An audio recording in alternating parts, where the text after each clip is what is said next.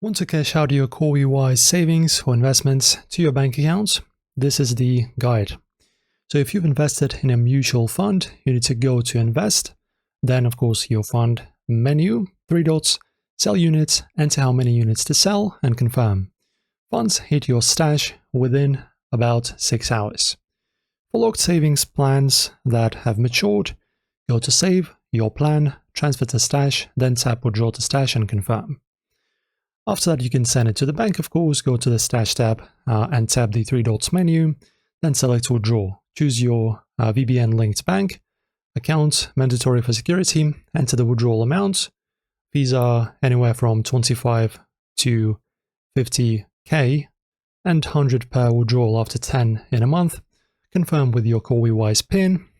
Your withdrawal is processed within 24 hours and then it shows as processed, but your bank may take longer depending on their systems.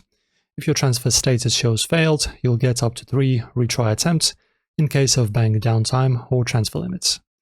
And that's how you withdraw from Cowrywise to your bank. Like and subscribe for more Nigerian fintech guides, and I'll see you soon.